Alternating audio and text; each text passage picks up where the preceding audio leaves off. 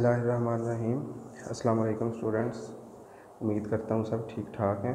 First lecture आप लोगों ने सुन लिया होगा, तो सेकंड लेक्चर है। फर्स्ट लेक्चर में हमने बेसिकली ऑर्गेनिक कंपाउंड का इंट्रोडक्शन किया था कि अर्ली हिस्ट्री क्या है, कैसे ऑर्गेनिक केमिस्ट्री की ओल्ड डेफिनेशन थी, कैसे रिजेक्ट हुई, फिर कैसे मॉडर्न डेफिनेशन बनी। इसके अलावा हमने वाइटल फोर्स थ्योरी की थी, फिर वाइटल फोर्स थ्योरी रिजेक्ट कैसे हुई हमने ये पढ़ा था। इसके अलावा हमने सेलिएंट फीचर्स पढ़े थे ऑर्गेनिक कंपाउंड्स के कि ऐसी कौन सी प्रॉपर्टीज़ हैं जो डिस्टिंग्विश करती हैं ऑर्गेनिक कंपाउंड को इनऑर्गेनिक कंपाउंड से। और लास्ट पे हमने इम्पोर्टेंस पढ़ी थी कि हमारी डेली लाइफ में ऑर्गेनिक कंपाउंड का यूज़ क्या है। तो आज का लेक्चर है हमारा सोर्सेज ऑफ ऑर्गेनिक कंपाउंड्स, यानी ऐसे कौन कौन से ज़राए हैं जिनसे हमें ऑर्गेनिक कंपाउंड्स मिलते हैं। तो वैसे तो देखा जाए तो बहुत से ज़राए हैं, ज़ाहिर जितनी लिविंग थिंग्स हैं, चाहे वो प्लांट्स हैं चाहे वो एनिमल्स हैं, ठीक है, जितनी लिविंग थिंग्स हैं वो सब सोर्सेज ऑर्गेनिक कंपाउंड की। लेकिन कुछ ऐसे सोर्सेज भी हैं हमारे पास जिनसे हमें बहुत से हज़ारों की तादाद में ऑर्गेनिक कंपाउंड्स मिलते हैं। तो हम जस्ट वो इम्पॉर्टेंट सोर्सेज आज डिस्कस करेंगे। और वो जो इम्पॉर्टेंट सोर्सेज हैं ऑर्गेनिक कंपाउंड के, वो हमारे पास तीन हैं। पेट्रोलियम है, कोल है और नेचुरल गैस है। ठीक हो गया, यानी पेट्रोलियम हो गया, कोयला हो गया, नेचुरल गैस हो गई। ये ऐसे हमारे पास रिजर्वायर्स हैं, यानी ऐसे ज़खायर हैं जिनके अंदर से हमें बेशुमार ऑर्गेनिक कंपाउंड्स मिलते हैं। यू कैन से सैकड़ों से हज़ारों तक ऑर्गेनिक कंपाउंड हमें इनसे मिलते हैं। और इन पेट्रोलियम, कोल और नेचुरल गैस को ओवरऑल हम ये भी कह सकते हैं प्रोडक्ट्स ऑफ फॉसिल फ्यूल्स, यानी जो फॉसिल फ्यूल्स होते हैं ये फॉसिल फ्यूल से बनते हैं। कौन कौन? Petroleum, coal and natural gas. Next question mind में ये आता है कि फॉसिल फ्यूल्स क्या हैं। तो इसका आंसर ये होगा कि पौधों और जानवरों की डेड बॉडीज़ जो ज़मीन के अंदर दफन हो गए हैं, कब से? लाखों करोड़ों साल पहले। ठीक, तो यू कैन से कि जो भी डेड बॉडीज़ है प्लांट्स की या एनिमल्स की, जो ज़मीन के अंदर आज से लाखों करोड़ों साल पहले दफन हो गई थी, उनकी bacterial decomposition. What is bacterial decomposition? के बैक्टीरिया इनकी तोड़ फोड़ करते हैं। तो बैक्टीरियल डीकम्पोजिशन से ये कन्वर्ट हो गए हैं किस में? पेट्रोलियम में, कोल में और नेचुरल गैस में। डिफरेंस क्या है तीनों में? एक सॉलिड फॉर्म है यानी कोयला, दूसरी लिक्विड फॉर्म है यानी पेट्रोलियम, और तीसरी गैशियस फॉर्म है। तो आप इनको डिस्टिंग्विश इस तरह कर सकते हैं कि ये सब हाइड्रोकार्बन और डेरिवेटिव्स ही हैं। सिर्फ कुछ लोअर मॉलिक्यूलर मैस वाले हैं वो नेचुरल गैस में है, जो मीडियम मॉलिक्यूलर मैसेज वाले हैं यानी जिनमें carbon atoms you can say 20 तक रेंज करते हैं, वो आ जाते हैं हमारे पास पेट्रोलियम की कैटेगरी में। और जिनमें कार्बन एटम्स की तादाद मैक्सिमम होती है, बहुत ज़्यादा, सैकड़ों से हज़ारों होती है, वो हमारे पास सॉलिड फॉर्म में कोल की शक्ल में आ जाती है। ठीक हो गया।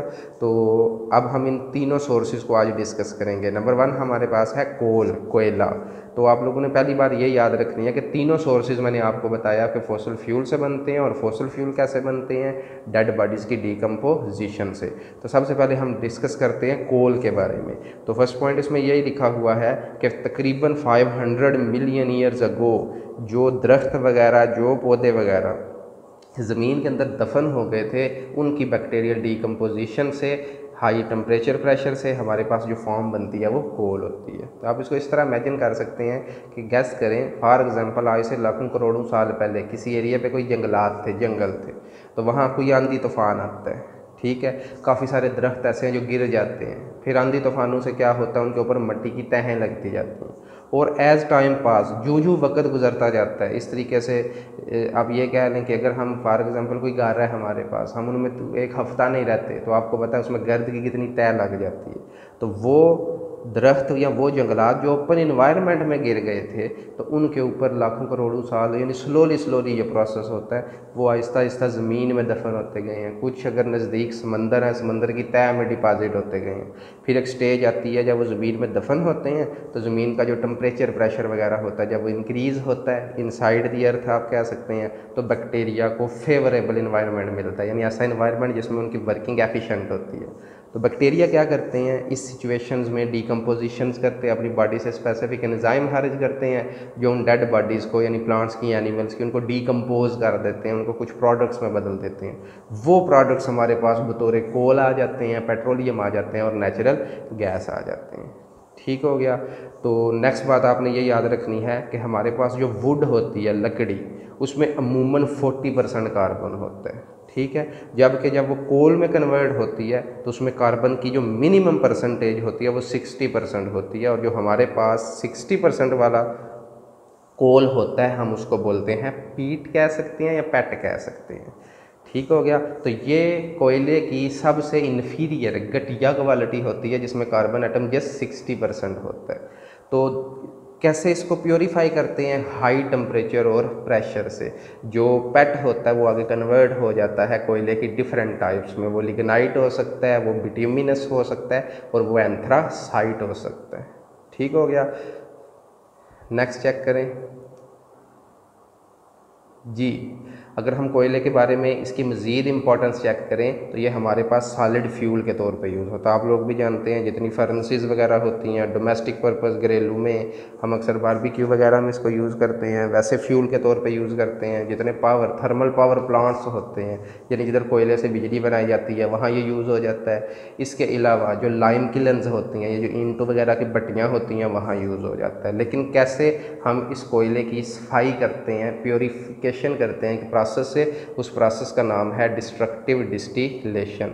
तो आप लोगों को डिस्ट्रक्टिव डिस्टिलेशन की डेफिनेशन आनी चाहिए कि स्ट्रॉन्ग हीटिंग ऑफ कोल, कोयले को हाई टेम्परेचर पे और हाई प्रेशर पे हीट करना, but in the absence of oxygen, oxygen की गैर मौजूदगी में। यानी अगर हम कोयले को ऑक्सीजन की गैर मौजूदगी में हाई टेम्परेचर और प्रेशर पे गर्म करते हैं तो ये प्रोसेस कहलाता है डिस्ट्रक्टिव डिस्टिलेशन। और डिस्ट्रक्टिव डिस्टिलेशन से होता क्या है, हमारे पास ये जो कोयला है या जो कोल है ये डिफरेंट फॉर्म में चेंज हो जाता है, और उन डिफरेंट फॉर्म्स को हम क्या बोलते हैं? कोक, कोल गैस या कोल तार। ये भी बिल्कुल इसी तरीके से है कि जो हमारे पास गैशियस फॉर्म में प्रोडक्ट बनेंगे वो कोल गैस है। इसमें याद रखना है कोल गैस में हमारे पास आती है कार्बन मोनोऑक्साइड CO, इसके बाद हमारे पास आती है हाइड्रोजन H2 और मीथेन। यानी अगर डेफिनेशन आ जाए कोल गैस क्या है तो आप आंसर करेंगे कार्बन मोनोऑक्साइड CO, हाइड्रोजन और मीथेन का एक मिक्सचर जिनका मॉलिक्यूलर मास आपको पता है बहुत स्मॉल है, इसको हम कोल गैस कहते हैं। जो हमारे पास लिक्विड फॉर्म बचती है उसको हम बोलते हैं कोल तार। कोल तार क्या होती है? ये हमारे पास कोयले की डिस्ट्रक्टिव डिस्टिलेशन से जो लिक्विड प्रोडक्ट्स मिलते हैं, और याद ये रखना है कि ये इनमें से बहुत सारे एरोमेटिक होते हैं यानी रिंग्स मिलते हैं। और ये भी एनालिसिस किया गया है कि जब जो कोल तार होता है इसमें लगभग 200 से ज़्यादा ऑर्गेनिक कंपाउंड्स होते हैं, और वो भी मोस्टली एरोमेटिक होते हैं। और जब हम डिस्ट्रक्टिव डिस्टिलेशन करते हैं तो जो चीज़ हमारे पास एंड पे बच जाती है उसको कोक कहते हैं, और इसमें जो कार्बन की परसेंटेज होती है वो आपने याद रखनी है, ऑलमोस्ट 98% होती है। यानी जो हमारे पास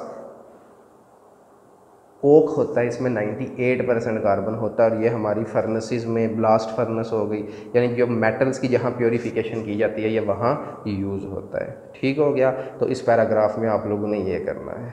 तो लास्ट पोर्शन है हमारे पास कोयले का कि पाकिस्तान के अंदर इसके क्या ज़खायर हैं, कितनी अमाउंट में यूज़ हो रहा है, और कौन कौन सी जगह हैं ऐसी जहाँ से हमें ये कोयला अवेलेबल होता है। तो फर्स्ट ऑफ़ ऑल आप लोगों को ये पता होना चाहिए कि जियोलॉजिकल सर्वे के मुताबिक हमारे पास जो पाकिस्तान के पास कोल है वो तकरीबन 184 बिलियन टन्स है। ठीक है, एक टन में तकरीबन 1000 kg होते हैं। और जितना भी पाकिस्तान के अंदर कोल है उसमें जो 80% कोल होता है ये हमारी भट्टियों में यूज़ होता है, लाइम किलन्स में यूज़ होता है, और कुछ क्वांटिटी जो इसकी होती है वो डोमेस्टिक पर्पज़ में। ये मैंने आपको स्टार्ट में भी बता दिया है कि थर्मल पावर प्लांट्स वगैरह हो गए, और डोमेस्टिक फ्यूल के तौर पे यूज़ हो गया, लाइम किलन इंटू की जो भट्टियाँ यहाँ यूज़ हो गया। ठीक हो गया। और इसके बाद पाकिस्तान के अंदर उसने कुछ यूनिट्स बताए हैं कि जहाँ कोल को प्योरीफाई किया जा सकता है, या यहाँ से कोल के जो यूनिट्स बने हुए हैं तो ये कोल बेस्ड पावर यूनिट्स। ये आपने क्वेश्चन करना है कि कौन कौन से पावर यूनिट्स हैं। तो उसमें पहला हमारे पास आ जाता है सिंध कोल अथॉरिटी। ठीक हो गया। ये बलूचिस्तान और खैबर पख्तूनख्वा में ये सारे कोल्स की जो यूटिलाइजेशन और जो पावर जनरेशन के प्लांट्स वगैरह हैं वहाँ इनको यूज़ कर रहे हैं और इनकी वर्किंग कर रहे हैं। और ये कोल्स की कुछ फार्म्स हैं, ये आप लोगों को सारी डेफिनेशंस की फार्म में आना चाहिए कि ये है हमारे पास वुड, जिसमें ऑलमोस्ट हमारे पास मैंने आपको बताया था 40% कार्बन की अमाउंट होती है। जब वुड पेट में चेंज होता है तो ये अमाउंट इंक्रीज़ हो जाती है 60%। किसकी? कार्बन की। लिग्नाइट में ऑलमोस्ट कार्बन की परसेंटेज होती है 70%। बिट्यूमिनस है हमारे पास, इसमें परसेंटेज होती है 80%। और anthracite purest form of coal है, ये इसमें 90% होती है। कन्वर्जेंस कैसे होती है? यहाँ से आप डेफिनेशन करेंगे कि जो वुड वगैरह होती है जब उसकी बैक्टीरियल डिकम्पोजिशन होती है तो वो पेट में चेंज हो जाता है। जब हम पेट को आगे हाई टेम्परेचर प्रेशर देते हैं वो लिग्नाइट में चेंज हो जाता है। लिग्नाइट पे जस्ट प्रेशर अप्लाई करते हैं, हाई बिट्यूमिनस में चला जाता है और बिट्यूमिनस एंथ्रासाइट। सिर्फ क्या फ़र्क है? लिग्नाइट में अगर आप 100 ATM की रेंज में या 150 ATM की रेंज में प्रेशर अप्लाई करेंगे बिट्यूमिनस में चेंज हो जाएगा, अगर इससे हाई फाई प्रेशर होगा वो एंथ्रासाइट में चेंज हो जाएगा। ठीक हो गया। तो ये था कुछ कोल के बारे में कि इसका इंट्रोडक्शन क्या है, कैसे बनता है। नंबर 2 इसकी टाइप्स क्या हैं, ये हमने एंड पे कर ली। नंबर 3 इसके अंदर से कौन कौन से हमें कंपाउंड्स मिल सकते हैं। और नंबर 4 कौन कौन सी अथॉरिटीज़ हैं पाकिस्तान के अंदर जो कोल के ऊपर वर्क कर रही हैं या इसकी यूटिलाइजेशन को बेहतर बना रही हैं। नेक्स्ट हमारे पास टॉपिक बनेगा नेचुरल गैस। तो ये भी फॉसिल फ्यूल्स का ही एक पार्ट है, लेकिन मैंने आपको बताया इनमें वो हाइड्रोकार्बन्स होते हैं जिनके का मॉलिक्यूलर मास बहुत लोअर होता है। जैसे कि अगर हम नेचुरल गैस की कंपोजिशन चेक करें तो इसमें सबसे पहले मीथेन आती है जो लगभग 85% होती है। इसके बाद हमारे पास आती है इसमें इथेन जो तकरीबन 10 से 15% तक होती है। इसके अलावा प्रोपेन और ब्यूटेन होती है वो 2 to 5% होती है, यानी वेरी करती है। ठीक हो गया। तो ये जो हमारे पास लोअर मॉलिक्यूलर मास वाले हाइड्रोकार्बन्स होते हैं हम इनको नेचुरल गैस कहते हैं। ठीक हो गया।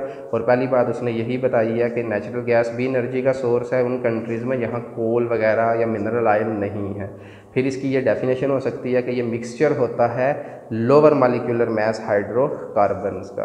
फिर नेचुरल गैस का कहता है मेजर जो प्रोडक्ट होता है वो मीथेन है और मैंने परसेंटेज बताई है, आपने याद रखनी है, वो 85% है। और बनती कैसे है? वही डिकम्पोजिशन ऑफ ऑर्गेनिक मैटर से। और पाकिस्तान के अंदर भी ये बहुत सस्ती है, पावर जनरेशन में यूज़ होती है, सीमेंट्स में, फर्टिलाइज़र इंडस्ट्री में फ्यूल के तौर पर यूज़ होती है। तो जस्ट ये पोर्शन आपने करना है रिलेटेड टू नेचुरल गैस।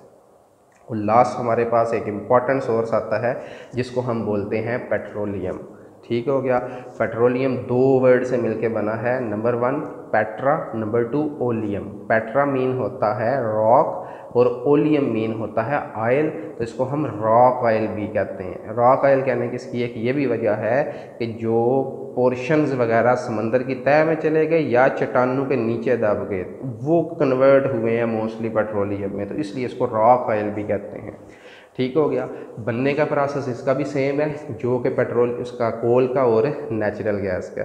सिर्फ ये क्या होती है, कोल का बता दिया वो सॉलिड फॉर्म में है, नेचुरल गैस का बताया लिक्विड फॉर्म में है, गैस फॉर्म में है। और ये जो पेट्रोलियम होता है ये हमारे पास विस्कस लिक्विड होता है, गाढ़ा सियाल मादा होता है जो डार्क ब्लैकिश या ब्राउनिश से कलर का होता है और ये भी ज़मीन के अंदर इसी तरीके से बरीड होता है। ठीक हो गया। तो फर्स्ट पोर्शन में इसमें यही लिखा हुआ है कि स्लो और biochemical decomposition of organic matter यानी कि डेड बॉडीज ऑफ प्लांट और एनिमल्स वगैरह फाउंड बिटवीन सेडिमेंट्री रॉक्स, यानी जो चट्टानों के अंदर दब गए उनसे ये मिलके बनता है। ठीक है। और कहता है जब इनको रॉक से चट्टानों से निकालते हैं तो ये ब्लैकिश कलर का लिक्विड होता है जिसको हम क्रूड ऑयल कहते हैं। ये क्रूड ऑयल आगे जाके हमारी रिफाइनरीज़ में जाता है और उसकी रिफाइनरिंग के प्रोसेस से क्या किया जाता है, इसको मुख्तलिफ फ्रैक्शंस में चेंज किया जा सकता है। तो आगे आपके पास ये कॉलम है, ये टेबल है जो आप लोगों ने याद करना होगा।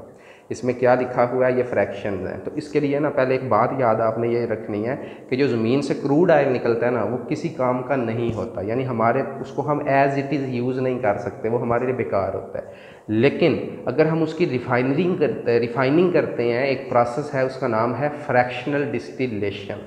तो व्हाट इज़ फ्रैक्शनल डिस्टिलेशन?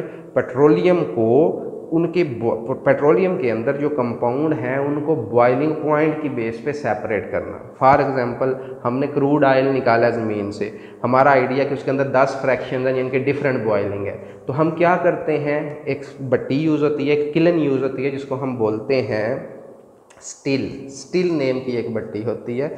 उस भट्टी के अंदर क्या किया जाता है, क्रूड ऑयल को ऐड किया जाता है, बॉटम से उसके एक साइड से गर्म हवा ऐड करते हैं और नीचे से उसको फ्यूल दिया जाता है, गर्म किया जाता है। कितने टेम्परेचर तक? ऑलमोस्ट 400 डिग्री सेल्सियस तक। तो 400 डिग्री सेल्सियस पे जब हम उसको गर्म करते हैं तो क्या होता है, मुख्तलिफ फ्रैक्शंस मुख्तलिफ टेम्परेचर पे बॉयल होती हैं। तो जिस टेम्परेचर पे, यानी फॉर एग्जांपल पहली फ्रैक्शन है जो हमारे पास 20 से 30 की रेंज में टेम्परेचर पे बॉयल होती है, तो क्या होगा, बाकी सारे लिक्विड फॉर्म में होगी, वो जो फ्रैक्शन बॉयल हो जाएगी वो उस भट्टी में ऊपर उठेगी, लेकिन वो क्लोज होती है, उसके जो है अपार्टमेंट्स बने होते हैं। तो क्या होता है, सबसे टॉप वाले अपार्टमेंट में एक सुराख, एक होल होता है, क्योंकि ज़ाहिर है ये गैस फॉर्म में इसने मैक्सिमम ऊपर जाना है। तो टॉप वाले अपार्टमेंट से क्या होता है, गैस फॉर्म में निकल जाती है, जिसके आगे कंडेंसर्स लगे होते हैं जो उस गैस को दोबारा लिक्विड बना लेते हैं। तो इस तरीके से हमें एक फ्रैक्शन मिल जाती है। सिमिलरली अगर हमारा टेम्परेचर चला गया फॉर एग्जांपल 30 से 80 की रेंज में, तो दूसरी फ्रैक्शन उसके अंदर जो है वो बॉयल होकर गैस बन के ऊपर उठती है, उसको एक और सुराख से अलग किया जाता है, वहाँ उसकी कंडेंसेशन की जाती है। इस तरीके से 400 तक टेम्परेचर में हमारे पास जितनी भी फ्रैक्शंस होती हैं उनको हम बॉइलिंग पॉइंट की बेस पे सेपरेट कर लेते हैं। ठीक है, जिसका बॉइलिंग हाई है वो सबसे लोअर पार्ट से होती है हमारे पास एक्सट्रैक्ट, और जिसका बॉइलिंग लो होता है वो सबसे अपर पार्ट से एक्सट्रैक्ट होती है। इस तरीके से हम एक्सट्रैक्शन करते हैं। तो एक्सट्रैक्शन के नतीजे में देखें हमारे पास ये सारी फ्रैक्शंस हैं, इनके नेम आपको आने चाहिए। फॉर एग्जांपल नेचुरल गैस है, बॉइलिंग पॉइंट है 20 से भी लेस, और ये जो कंपोजिशन है ना, अगर आप लोग फार्मूलाज ना भी याद रख सकें तो नंबर ऑफ़ कार्बन एटम याद रख सकते हैं। आप यहाँ लिख सकते हैं कार्बन 1 to कार्बन 4, और इसके बाद आगे इसके यूज़ हैं, ये फ्यूल के तौर पे यूज़ होता है और पेट्रोकेमिकल प्रोडक्ट में यूज़ होता है। इससे जो बाद में दूसरे पे बॉयल होती है, यानी उससे थोड़ा जो हाई बॉइलिंग होता है वो हमारे पास कहलाती है petroleum ether. Boiling point check करें, 20 से 60 है, कंपोजिशन कार्बन 5 to 6 हो सकते हैं, और ये लेबॉर्ट्री में सॉल्वेंट के तौर पे यानी मुख्तलिफ कंपाउंड को डिज़ाल्व करने में यूज़ होती है। नेक्स्ट फ्रैक्शन हमारे पास लिग्रॉइन है या नेफ्था है, इसका बॉइलिंग चेक करें, 60 से 100 है, कार्बन एटम्स की तादाद 6 to 7 होती है, और ये सॉल्वेंट और मुख्तलिफ प्रोडक्ट्स में रॉ मटेरियल। इस तरीके से इसके बाद जो बॉयल होती है 40 से 220 तक टेम्परेचर रेंज कर सकता है। वो गैसोलीन, या इसको हम पेट्रोल भी कहते हैं, गैसोलीन या पेट्रोल, ये वो फ्रैक्शन है जो मोटर फ्यूल के तौर पर गाड़ियों में, मोटरसाइकिलों में यूज़ होती है। और इसमें कार्बन की तादाद वैसे 4 से 13 होती है, लेकिन मोस्टली जो कार्बन एटम्स होते हैं वो 6 से 8 तक होते हैं। इसके बाद हमारे पास आती है कैरोसिन ऑयल, जिसको मिट्टी का तेल भी आप कहते हैं। इसका बॉइलिंग चेक कर लें, नंबर ऑफ़ कार्बन एटम्स है और इसका यूज़ है, यानी ये सारे इसके प्रोडक्ट्स हैं। ठीक हो गया, जो आप लोगों ने करने हैं, और इनके साथ यूजेस भी लिखे हुए हैं। यही वो पोर्शन है कि आगे इसने यही लिखा हुआ, और लास्ट पे हमने करना है इसको रिफाइनरीज़ की बेस पे, कि पाकिस्तान के अंदर बेसिकली 4 रिफाइनरीज़ हैं जो वर्क कर रही हैं, यानी जिनके पास पेट्रोलियम जा रहा है और वो उसको मुख्तलिफ प्रोडक्ट्स में चेंज कर रहे हैं। कुछ लोग ये समझते हैं, यहाँ एक क्वेश्चन आ जाता है कि पेट्रोलियम ही है, तो आंसर होगा नो। पेट्रोलियम हमारे पास एक मिक्सचर है ढेर सारे प्रोडक्ट्स का, और पेट्रोल उस पेट्रोलियम का सिर्फ एक पार्ट है, बाकी पार्ट हमने ऊपर टेबल में किए हैं। तो पेट्रोल लिखना नहीं है, पेट्रोलियम आप लोगों ने करना है। तो सबसे पहले अटक ऑयल रिफाइनरी है, इसकी लोकेशन चेक कर लें, इसकी प्रोडक्शन आपने करनी है। सिमिलरली 2 ऑयल रिफाइनरीज जो हैं वो कराची में इस्टेब्लिश हैं, उनकी प्रोडक्शन चेक कर लें, कैपेसिटी चेक कर लें। ठीक है, और इसके बाद पाक अरब रिफाइनरी वगैरह है, मुल्तान के नज़दीक है, उसके रिलेटेड आपने चेक कर लेना है। ठीक हो गया, तो ये सारा प्रोसेस है जिससे पेट्रोलियम को भी यूज़फुल प्रोडक्ट्स में चेंज किया जाता है।